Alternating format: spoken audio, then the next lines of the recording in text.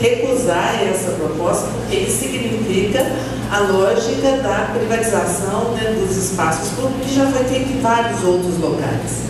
Mas se já encaminhou sugestão, significa que já aceitou. A empresa estamos encaminhando emendas, sugestões para a empresa. Eu achei isso muito estranho. Quer dizer, estranho não. Quer dizer, pode ser uma posição de um setor, mas a minha posição, né, em relação a esse processo de privatização dos setores que a gente considera, né, dever do Estado e um direito de cidadania, nós devíamos ser contra esse processo. E outra questão também, que é muito terrível desse processo, e uma das razões que para mim seria radicalmente contra, né, essa empresa, primeiro que ela deixaria de ser hospital escola, porque como ela vai ser administrada por entidade privada, ela vai objetivar lucro, obviamente. E com lucro ela deixa de ser, que acho que você colocou isso aí muito bem.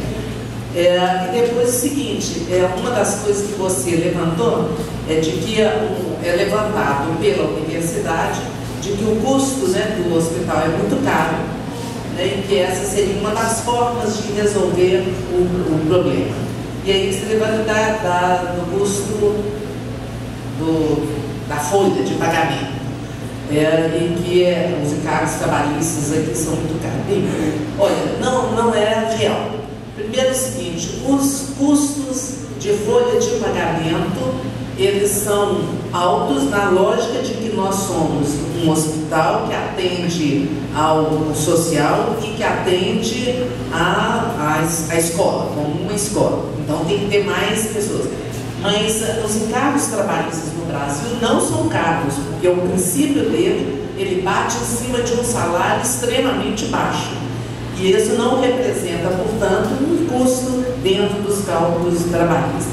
Eu acho que essa é uma discussão interessante, porque a iniciativa privada sempre fala isso contra a gente, né? De que no Brasil os encargos trabalhistas são muito caros. Se você for pegar os países do mundo, inclusive da América Latina, pega Argentina, Chile, etc., os nossos encargos são extremamente baixos, porque os nossos salários também são muito baixos, equiparados aos outros. Então é só uma observação na sua fala. Mais gente falar, depois. Aqui, ó. Não vai. Bom dia, eu sou Juliana, eu sou estudante da enfermagem e eu faço parte da Assembleia Nacional dos Estudantes Livres, que é a ANEL. Primeiramente, a gente gostaria de saudar, né? É muito importante que esse debate seja feito, apesar de que, né, está sendo feito agora e não antes que foi colocado. É uma iniciativa muito importante que a gente, né, avance muito nisso. Muito foi falado sobre a EBSER, né? E eu gostaria de ressaltar um ponto que a gente considera muito importante, né?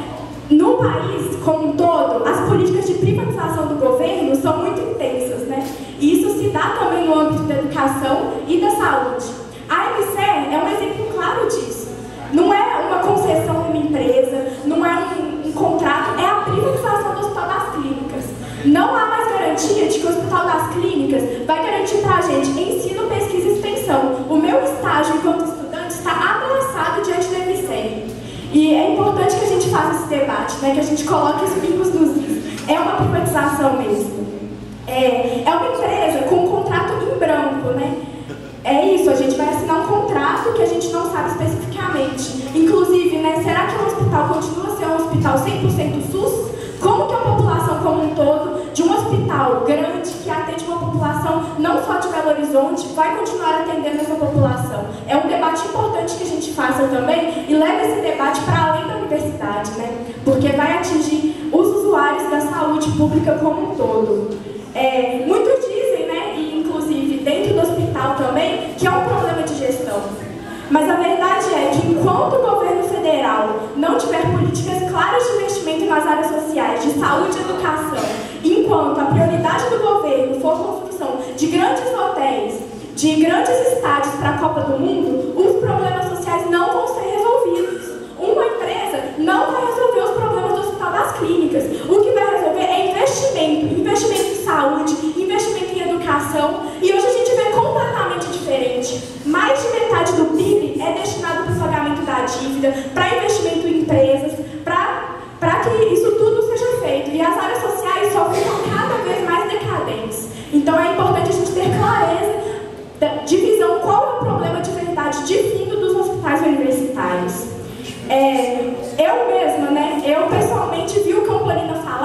no dia que a gente ocupou o conselho universitário, no dia da votação da EBSER, que não tinha opção, a EBSER iria entrar na universidade ou sim ou sim. E é por isso que é importante que a Chapão afirme não só uma autonomia universitária, mas também uma autonomia frente ao governo, uma autonomia que vai mostrar que vai ser debatido amplamente com a comunidade acadêmica, professores, estudantes, técnico-administrativos, todo mundo que trabalha nos hospitais, a população em geral, e aí sim se tomará uma decisão no conselho universitário. Não dá para que essa decisão seja imposta, seja atropelada nos conselhos.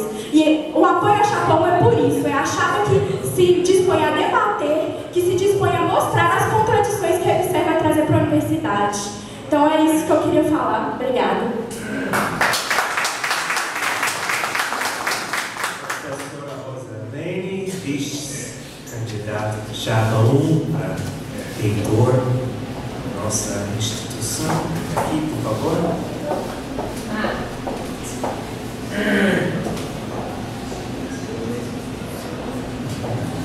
Bom dia, gente.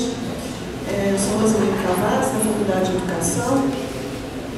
Queria primeiro parabenizar aqui a Leonor, foi muito ouvir, viu, Leonor?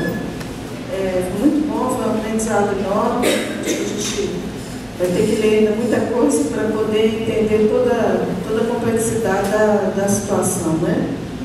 E queria pedir licença aos companheiros aqui para eu poder fazer uma colocação, não como candidata, né, a Bíblia, porque aqui é um debate, não é isso? É um debate sobre essa questão. Eu acho que isso extrapola o âmbito da campanha, porque são questões muito mais amplas e, portanto,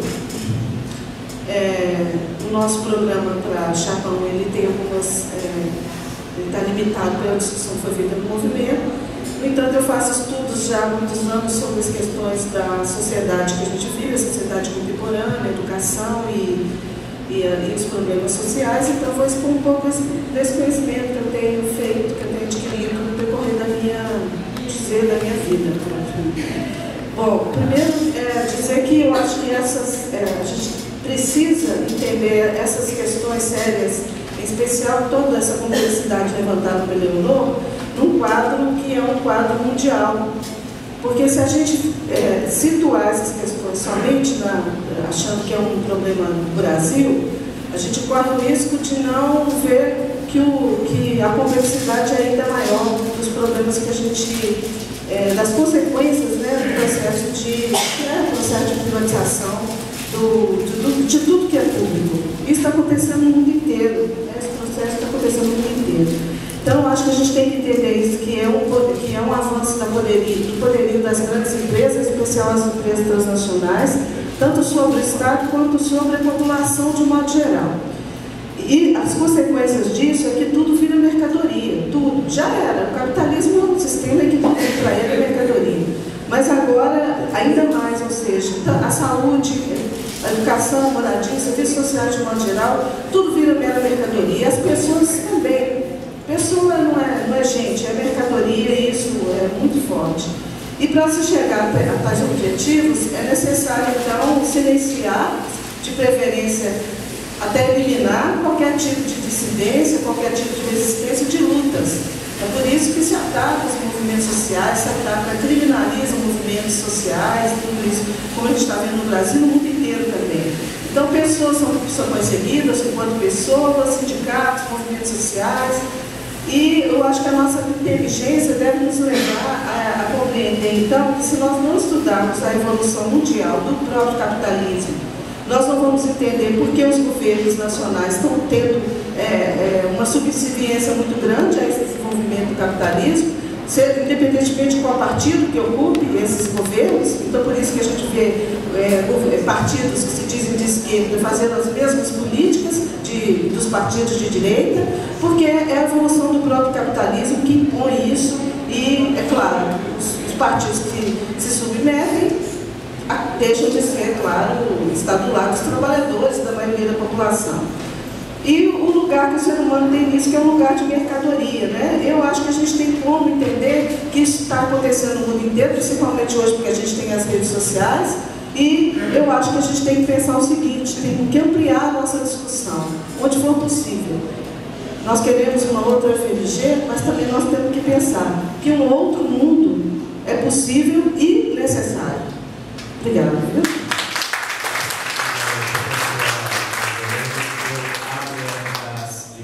Comentários nessas primeiras três perguntas, esse primeiro bloco de 3 pessoas, já deixo o professor Wander e a professora Leonor fazer os devidos comentários. Primeiro esclarecimento, professora Adilene, o Conselho Universitário votou a autorização para a universidade iniciar a discussão de adesão da empresa.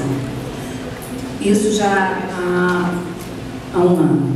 E o Conselho Diretor do Hospital, em abril desse ano, recebeu a proposta de minuta e o voto foi da seguinte forma: 10 votos contra a adesão e a minuta e 21 a favor. Dos que votaram contra foram os funcionários, os alunos, né? A representante de usuário, que é a Marta, que é do Conselho de Usuários do Hospital, é uma representação, e tivemos 3 professores que votaram contra conosco. Professora Mônica Canhestro, professora Marta Pimentel e um professor médico psiquiatra que eu tenho que olhar a ata para ver o nome dele, que inclusive eu não conhecia, eu conheci nesse momento, e ele fez críticas interessantíssimas, bem progressistas. Então, na verdade, a partir do momento que nós perdemos no Conselho, se iniciou a discussão da minuta. E a discussão da minuta, quando você lê, você fica estarrecido. E a opção que nós tivemos foi emendar a minuta toda. Ela foi emendada de cabo a rabo, foi feita uma comissão organizada pela professora Andréia, que é diretora de ensino, com funcionário, estudante e professor, e a minuta foi toda emendada. E o que foi dito é que dificilmente a empresa aceitaria as nossas emendas. E até hoje a gente não recebeu uma emenda de volta. Pode ser que o Magnífico tenha recebido e não tenha repassado para nós. A cópia da ata está ali, depois eu vou ver o nome do professor. Foi aprovado antes de fazer a discussão com a comunidade? Não, na verdade, a discussão da comunidade entendem eles que é nesses conselhos. A discussão para nós ela é uma discussão frágil, tá? Agora, não foi para o Conselho Universitário. O Conselho Universitário é que é a deliberação máxima, mas ele houve a instância de interesse. Passar no hospital é muito importante para a aprovação do Conselho. Na votação do Conselho Universitário, quem votou contra a minuta foi os estudantes e funcionários. Ponto. Foi isso? Né? Então tem que ficar bem claro que naquele momento a universidade queria se ver. Hoje, a universidade ainda vê o hospital universitário como uma ameaça por causa daquilo que significa o recurso que eles falam assim: o hospital vai quebrar a FUNEP, vai quebrar a universidade. Esse é o discurso dos reitores, tá? Bem conhecido, que eu nem vou me dar o trabalho de falar sobre isso, porque a gente sabe o que é isso. Em relação ao folha de pagamento caro, o que eu quis dizer é o seguinte: hoje o hospital tem uma arrecadação. 70% da arrecadação que o hospital faz, prestação de serviço do Sistema Único de Saúde, é paga na folha FUNDEP. Então, resta ao hospital 30% da arrecadação para pagar água, luz, telefone, comprar medicamento, comprar material. Então, isso é que gera a dívida, né? Por que a dívida existe? Porque, na verdade, não tem orçamento, tá? Então, é isso que eu quero explicar. O salário da FUNDEP é ruim. Vou dar um exemplo para vocês. O enfermeiro da FUNDEP hoje ganha R$ 1.500 porque teve aumento, era R$ 1.200 até 6 meses atrás. Um técnico ganha R$ 800 e um auxiliar no salário mínimo.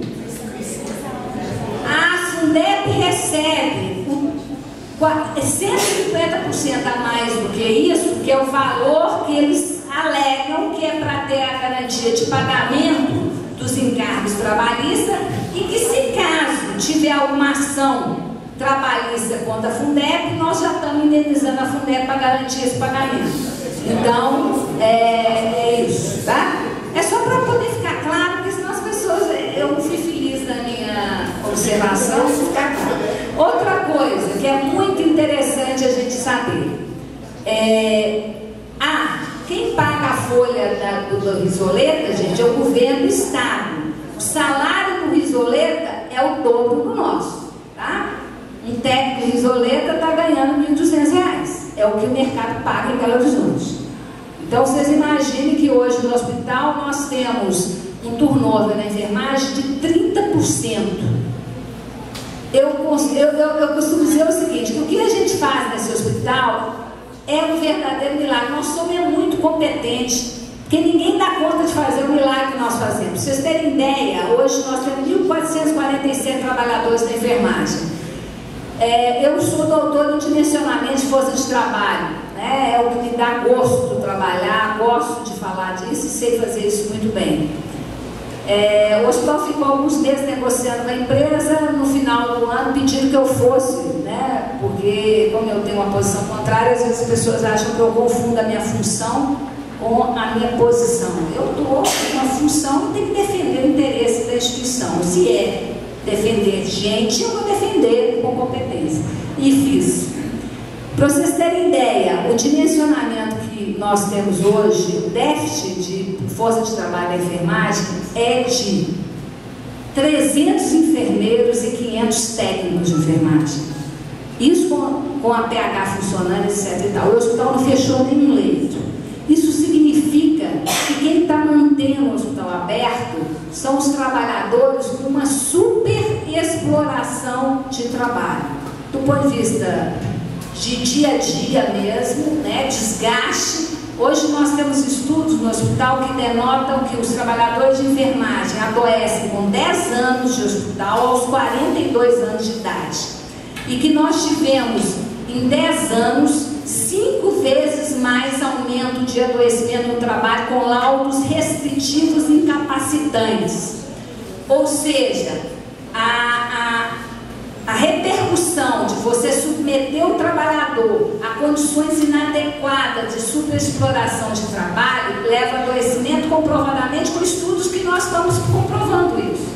E nem desse jeito o hospital foi fechado, porque os trabalhadores não querem que esse hospital feche. Porque qualquer auditoria séria fecharia leito no hospital pela inadequação de processos que nós temos aqui dentro. E a nossa qualidade comprovada de avaliação com satisfação de usuário é de 95% a 98%, inclusive no pronto-socorro, que tem maca no corredor. Então, gente, o nosso problema não é gestão, nós temos uma resposta do usuário, que nós temos qualidade, o usuário é felicíssimo com o resultado. Nós temos uma avaliação interna do trabalhador, que ele tem uma adesão institucional que não abre mão desse ambiente e conseguimos fazer coisa que a empresa não consegue fazer, que está tentando fazer com muito dinheiro, com muito recurso e não abriu mais que 29 leitos no Piauí. Então, o nosso problema não é gestão, o nosso problema é ter garantido uma força de trabalho adequada. E a aprovação do que nós negociamos foi feita pelas maiores autoridades contratadas no mercado no Brasil. E daquilo que eu dimensionei, eles ainda me deram 25 enfermeiros a mais. Foi para o Ministério do Planejamento, ele fez corte de 20%. Então, gente, o Ministério do Planejamento é o câncer do governo e do Estado brasileiro. É lá que estão as pessoas que querem inviabilizar a instituição pública. Por final, eu queria lembrar o seguinte: Porto Alegre recebeu em 2011, no ano, 614 milhões.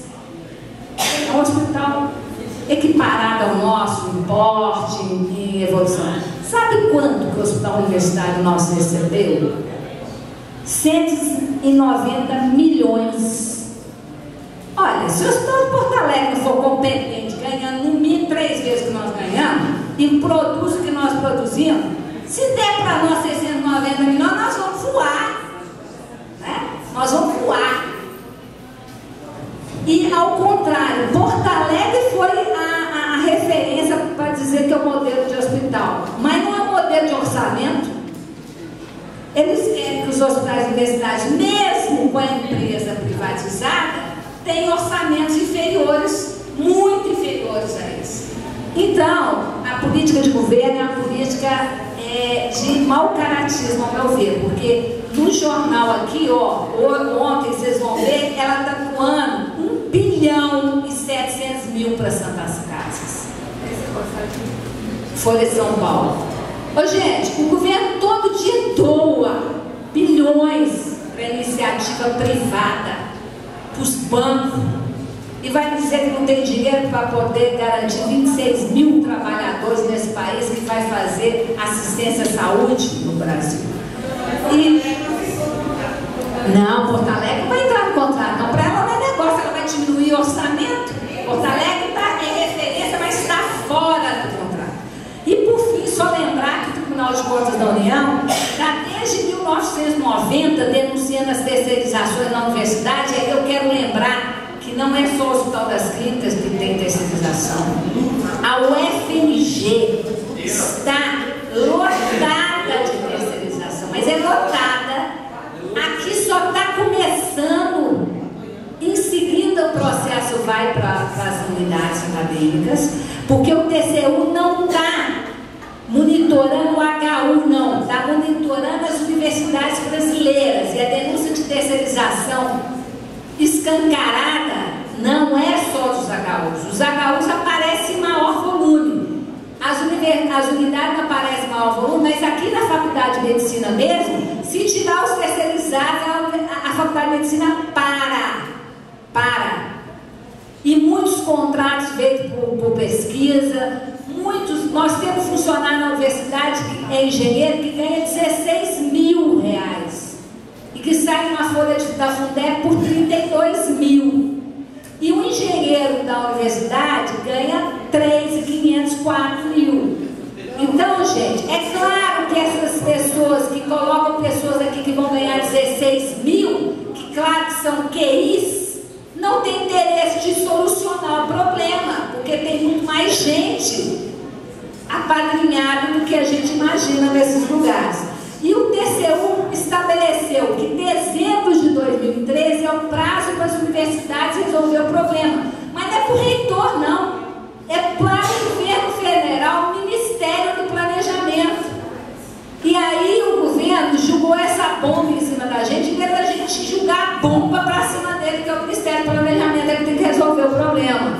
Então, a luta está no lugar errado, porque o governo atual é continuismo do governo Lula, que assinou em 31 de dezembro de 2010 a medida provisória que gerou o IBSER. Então, isso aqui não é política de Estado, é política de governo. E nós temos que combater, porque nós temos que defender o interesse do Estado. Bom, depois de toda essa fala, nós só aumentamos a nossa convicção de que estamos certos, não só em não assinar esse contrato, como de exigir que após as eleições ele não seja assinado. É a única chapa, né? E aí, me desculpe, eu estou aqui também em campanha, porque nós estamos numa luta constante, né, nessa reta final até o dia 30, e é a única chapa, na verdade, que assume o compromisso em relação a essa convicção contra a assinatura do contrato com a IBSER. Porque nós temos a convicção de que o problema do hospital não é um problema de gestão. Na verdade, a IBSER ela faz parte de um plano do governo, que o exemplo de Porto Alegre é um exemplo claro, né, de um hospital que não aderiu à IBSER e que ganhou recursos suficientes para o que a Universidade Federal. Agora, se não há um problema de gestão no Hospital das Clínicas, e essa é a nossa convicção, nós temos, por outro lado, a convicção de que há um problema, sim, de gestão da universidade, que vem se aprofundando aí nos últimos 25 anos. A Universidade Federal de Minas Gerais, pela sua administração central, ela resiste muito quando é para resolver problemas, inclusive de natureza social, dentro dela. Mas ela é apressada demais para fazer terceirização e para fazer essa adesão à IBSER. Ontem, no debate, não sei quem teve a oportunidade de ver, né, enquanto se debatia a precariedade de várias dimensões da universidade, precariedade de unidades que estão precisando de laboratórios e até de salas de aula, estão precisando de docentes, de técnicos, estão precisando de recursos, né? Enquanto outras unidades que justamente estão associadas a esse núcleo de gestão que tem administrado a universidade nos últimos 20 anos, é lá que a gente vai ver que a excelência está instalada, enquanto outras unidades estão precárias, Montes Claros, Complexo das Humanidades, e muitas outras também, ICB e outras, que nós exemplificamos lá. Eu mostrei como que com muita facilidade a gestão da universidade toma decisões completamente pessoais, como a de construção de um museu milionário, que é o Museu de Artes Performáticas, discutidos com ninguém, nem na área da cultura da universidade, não discutiu nem com seu nem com a sua própria diretoria de ação cultural, não discutiu com ninguém, não discutiu com o Museu de História Natural, que tem de administrar no Jardim Botânico, né? E que está com problemas sérios lá de infraestrutura, sem discutir com ninguém, surge uma fotografia de um museu de primeiro mundo, cujo orçamento está em cerca de 30 milhões. Né? Parece que, na verdade, no final de sua construção, ele poderia chegar a 50 milhões. E isso, nas palavras do pró-reitor de planejamento, que a gente estava discutindo o que é prioridade na universidade, como o nosso planejamento é ruim, e eu citei esse exemplo, mas aqui eu tenho a declaração do pró-reitor de planejamento da universidade, que diz que em 2 anos ele constrói esse museu. Basta o Conselho Universitário aprovar, porque já tem projeto executivo, já tem dotação orçamentária e já tem tudo resolvido.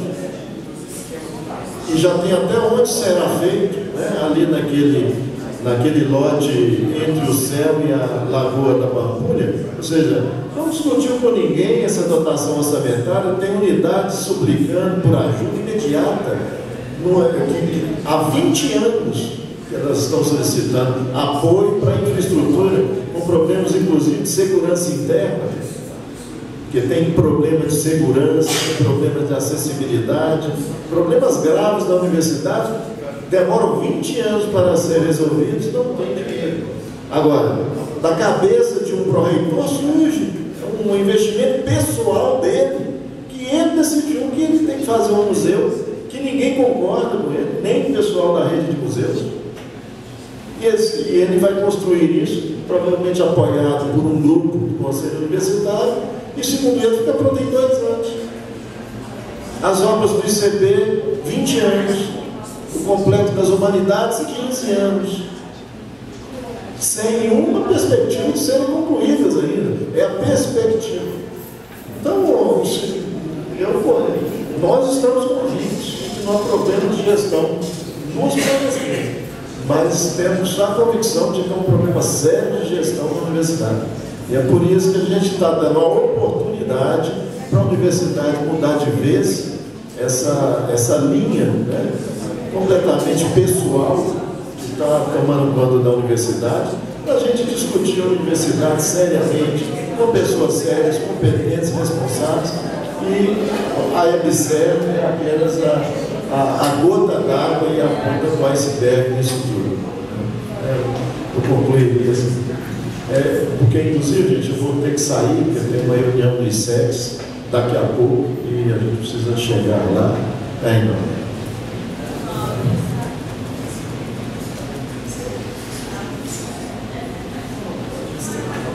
Próximo inscrito, Valéria, tem mais Solange Ferragem.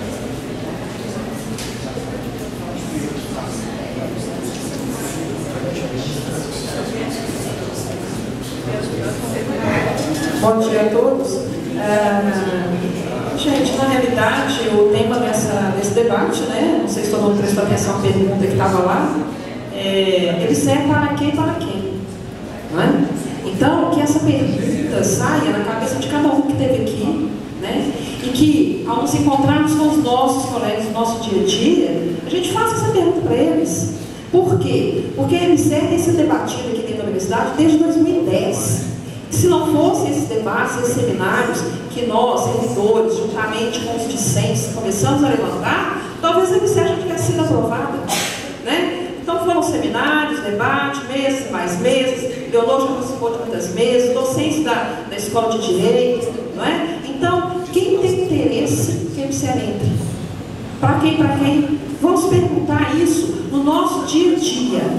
Eu, enquanto trabalhadora do HC, né, eu me sinto todo dia sendo atacada pela EBSER, porque eles estão aqui dentro sim. Eles estão percorrendo os andares, né? Tem servidores que chegaram até nós, tem 9 servidores que estão sendo capacitados pela EBSER.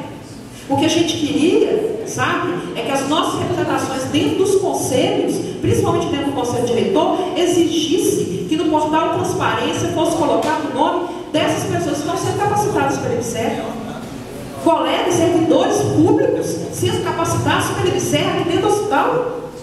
E nós, trabalhadores, hoje, aqui, trabalhando em péssimas condições, né, como há anos a gente vem trabalhando em péssimas condições, nós estamos já servindo simplesmente como mero instrumento de produção.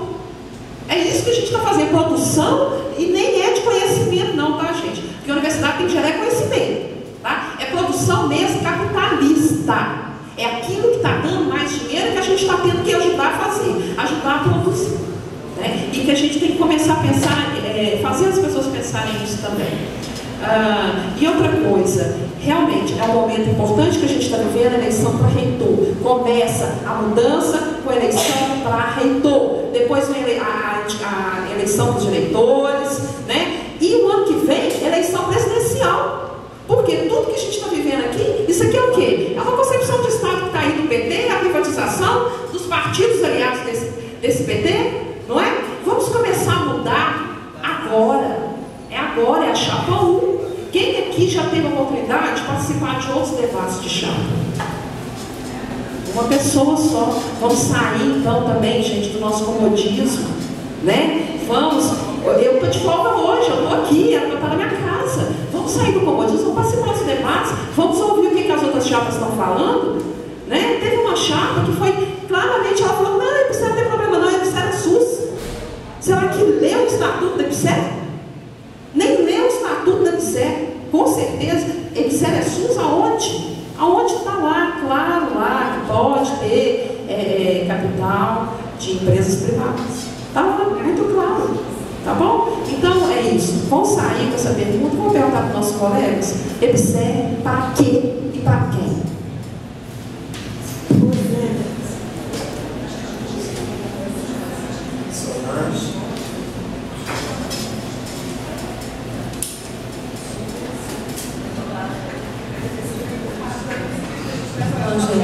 Bom dia, né? Eu fico muito triste, sinceramente, é vontade. Porque, imagina, a gente está no Hospital das Clínicas há tanto tempo, né? A escola de enfermagem está lá atuando em várias frentes, né? Em várias unidades, em vários setores. E aí eu fico olhando aqui, onde é que estão os nossos colegas de trabalho? Tá? Eu fico pensando, eu tenho dúvidas em relação a isso. O que está acontecendo com as pessoas, que as pessoas não estão conseguindo analisar, né, a situação, né, que a gente está vivendo, essa questão imposta, tá? Porque quando a EBSER chegou, Leonor, lá da escola, ela chegou numa reunião realizada para as pessoas que estão em algum cargo de coordenação, tá? E que foram convidados para discutir a questão da EBSER, apresentar a EBSER, mas apresentar como se já tivesse já definido, tá? Eu fiquei muito assustada na hora, porque eu fiquei pensando o seguinte, gente, onde é que está a questão da discussão da estabilidade, né, do plano de carreira conquistado pelos funcionários? Como é que ficava isso se a pessoa que apresentou não conseguiu responder? Quando o Ricardo não conseguiu responder, para mim eu já estava satisfeita. Não é isso que eu quero. Tá? Mas a política, né, a apresentação que foi feita para a gente foi uma apresentação muito direcionada. Tá? E aí eu fico mais uma vez preocupada. Tá? Então a gente tem que saber realmente escolher quem é que vai fazer essa gestão aqui. Tá? Se a gente quiser continuar do jeito que está, a gente escolhe mal. Agora, se a gente quiser mudar, a gente tem que realmente direcionar o nosso voto para quem realmente vai nos representar. Vai falar o que a gente quer, vai conversar com a gente. Eu fiquei impressionada que essa discussão não tinha sido feita com os funcionários do hospital, num ambiente total, um ambiente global, onde todos participassem. Isso foi em núcleos, isso que me assustou mais ainda. Uma coisa que eu vou só apresentar rapidamente. Eu fiz um estudo em 2001, quando eu defendi a dissertação de mestrado, que foi o primeiro estudo sobre absenteísmo, doença nos hospitais clínicas. Os hospitais clínicas não tinha esse índice, não tinha essa leitura sobre os seus trabalhadores. De que eles estavam adoecendo, por que eles faltavam tanto. Lógico, eu fiz não foi só com a enfermagem, eu fiz com todos os trabalhadores. E a conclusão que eu cheguei, que grande parte dos afastamentos estavam centrados na enfermagem, lógico, é o grupo majoritário, e que a menor causa desses afastamentos está vinculados ao quê? Problemas osteomusculares, problemas de transtorno mental, e aí vem circulatórios. Bom, não tinha nenhuma condição de fazer alguma relação com o trabalho, mas obviamente que nessa época já tinha o nexo com o trabalho, só um cego poderia ver. Aí, tá, o que eu concluo? Eu peço o quê? O que eu acho que o Hospital das Clínicas precisa?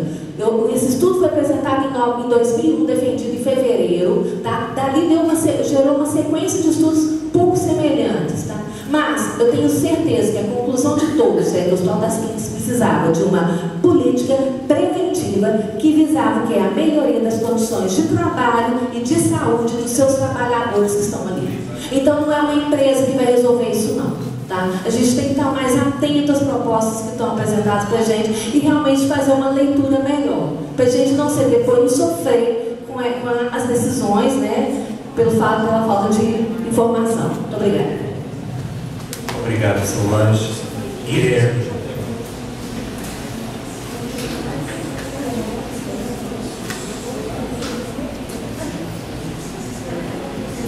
Bom, gente, eu creio que é bom dia a todas e a todos.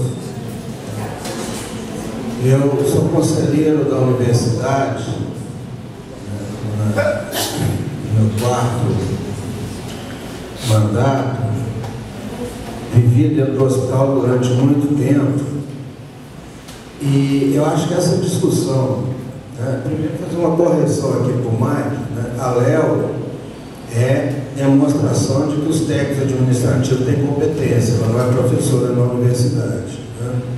Inclusive, dentro de discussão no Conselho Universitário, o reitor, inclusive, usa esse tipo de escapismo também. O processo, né, da EBSER, na minha compreensão, é o processo de governo de enfrentamento daquilo que a gente conseguiu de mais avançado no país, que é um sistema que funciona de forma pública, que é o SUS. Eu já vi vários debates na universidade, vários, né, em todas as áreas, onde, né, os vários doutores, PhDs que estavam lá, manifestaram o reconhecimento que no Brasil tem um sistema que funciona. Ele é alimentado de todas as necessidades, que é o Sistema Único de Saúde. O que é política de governo há muito tempo, é tentar acabar com esse sistema. Simples, sabe por quê? Né? O SUS, ele tem uma seguinte organização: 50% do controle dos seus conselhos, né, do mais simples, né, ao Conselho Nacional de Saúde, é de usuário. Né? 25% dos trabalhadores e 25% dos prestadores. Ou seja, a gente tem a sociedade dos 75%, contrário que nas eleições da universidade, dos 75% de controle. Inclusive, eu já vi várias pessoas dizer: olha, esse sistema podia ser hiper interessante para a universidade. Só para encerrar, quando a EBSER teve no hospital pela primeira vez, eles disseram o seguinte, Não queremos professores dentro do hospital. Bom, daí para frente, o desdobramento, a gente sabe o que é. Eu lembro que no Conselho Universitário, né, só para encerrar, eu sugeri que, né, essa questão da EBSER fosse discutida na congregação, né, das escolas que têm interação com o hospital. Faculdade de Medicina, Faculdade de Enfermagem, Faculdade de Farmácia, Faculdade de Odontologia, né, o pessoal da Educação Física, todo mundo que tem pesquisa relacionada aqui dentro. O reitor, ironicamente, simplesmente diz: se eles quiserem, eles podem discutir.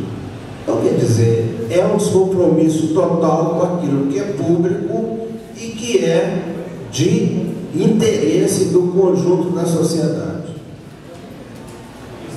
Obrigado, Guilherme. Bom, eu gostaria de agradecer a participação do professor Wander imediato. Ele tem outro convite agora importante.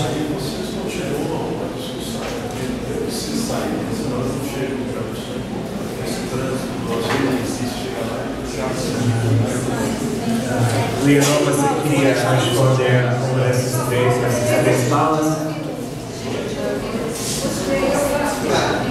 Esse é o Luiz, Lucas, depois. Eu gostaria de agradecer a participação também do professor Rosaline, que também tem que sair para um compromisso junto com o professor Wander, lá na ICI e no Departamento de Química. Nós temos inscrito Lucas e Rosaline. E posso fechar a inscrição. Essa debate ia até 13 horas, já está 13 horas agora. Alguém quiser entrar nesse debate, por favor, se manifeste agora. Senão, eu encerro as inscrições. Obrigado. Lucas. Bom, então, eu sou aluno da medicina e só dialogando um pouco com o que a companheira colocou ali, assim, eu também direto eu me pergunto onde estão os meus colegas em momentos como esse, né? Porque a gente não está isento dos danos que a EBSER está colocando e muito pelo contrário, a gente é potencialmente afetado e está perdendo espaço aí em muitas coisas. Bom, eu sou militante do PSOL e eu estou no Fórum em Defesa do SUS de BH. Eu só queria fazer esse informe que nós temos um Fórum em Defesa do SUS Minas Gerais, a nível estadual, e ele, em conjunto com outros fóruns estaduais, ele forma a Frente Nacional em Defesa do SUS e contra as privatizações. Então, assim, eu só queria colocar que é um instrumento muito importante e que, tipo, que a gente está tendo discussões semanais todas as quartas-feiras no Diretório Acadêmico da Medicina, às 7 horas. Aí eu estou com uma folha aqui, eu vou passar para vocês, mas só para deixar que, tipo assim, isso está sendo discutido. EBSER assim, é um tópico muito importante nas nossas pautas. Então eu só queria deixar para vocês um convite para que todos participem, compareçam quarta-feira, às 7 horas, no DAB. É isso aí.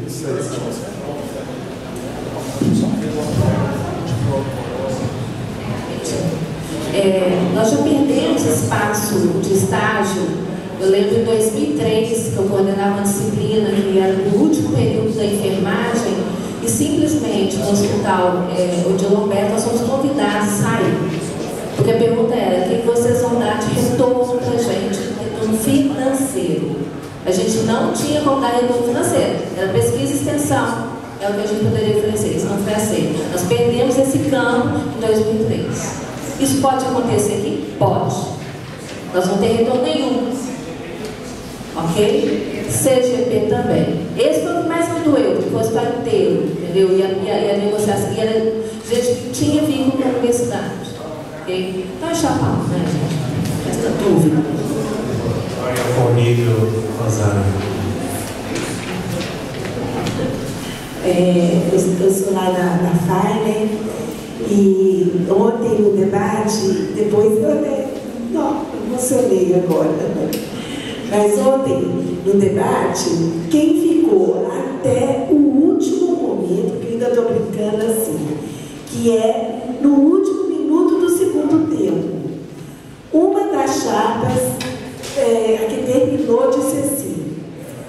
Nós, professores da UFMG, carregamos piano.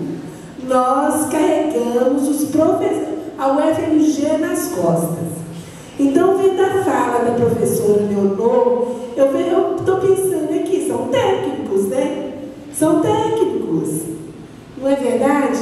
Então, nós somos 4.000 e quase 5.000 funcionários. Então, nós temos força, sim. E eu acho que a discussão da IBSER não pode ser apenas nas escolas ligadas com os hospitais. Nós deveríamos fazer um movimento de fazer a discussão da IBSER em cada cantinho da UFMG. Igual nós estamos fazendo a campanha da chapa, claro, né? Não interessa se tiver 5 ou 10 pessoas, nós vamos multiplicando, não é verdade?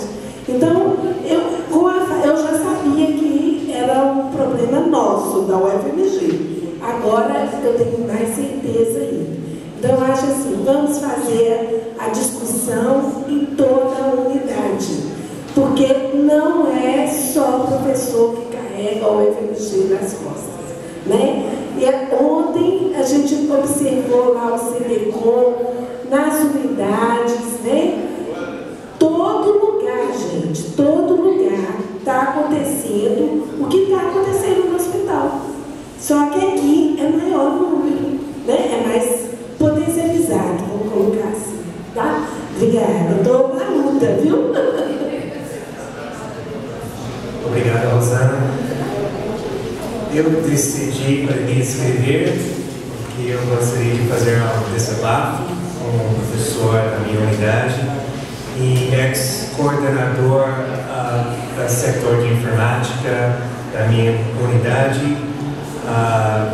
Quando eu assumi essa posição, que é cargo de confiança, a primeira iniciativa foi fazer o levantamento de quantas pessoas no meu setor de informática precisavam fazer um processo de capacitação. E eu creio que temos que investir na minha equipe, porque vai ter retornos não só para eles, mas para nós como unidade. Quando eu procurei a diretora da minha unidade, cujo nome eu não vou citar, eu expliquei a questão de investir nesses funcionários, a equipe, em que nós precisamos enviar algumas para fazer uma capacitação sobre informática. Ela fez isso com a responsável pela informática, o funcionário tal, e ele foi capacitado. Eu não fui satisfeito com isso, eu queria mandar mais funcionários, mais pessoas da minha equipe para fazer uma capacitação da área de informática, uma dever necessário para poder atualizá-los e para nós ajudar os professores da unidade. E quando eu procurei para expor essa necessidade de fazer esse investimento, a resposta foi a seguinte a mim. É um processo custoso, que tem um custo alto, e além disso, se você começa investindo nesses funcionários, eles vão, entre aspas, usar esse setor como um trampolim para outra função, outro trabalho, outro emprego, depois de ser treinado, capacitado, fecha aspas. E ao escutar isso, o meu pensamento imediato foi: essa não é a diretora que eu apoiava antes, em que eu ia entregar minha carga como diretor da informática semana seguinte. A escutar isso, a minha chefe imediata. E daí, se minha equipe, o membro da equipe fosse embora após ser capacitado, daí, se ele ou ela ficasse sabendo que ele ou ela está sendo investida, nós estamos valorizando nossos trabalhadores, nossa equipe, e teria um retorno enorme não só para esse membro da equipe, mas para a unidade como um todo, ser uma pessoa capacitada. Então, esse tipo de política que me deixa muito constrangido, muito decepcionado, porque eu creio que tem que investir em toda pessoa que faz parte de recursos humanos. E sabendo que achava que o apoio espera que ganhe, tenha compromisso para investir em recursos humanos, algo que não está sendo feito. Eu estou nessa casa há 7 anos como professor adjunto 4. Eu vou pedir progressão para associado, sabendo que o processo é uma burocracia danada,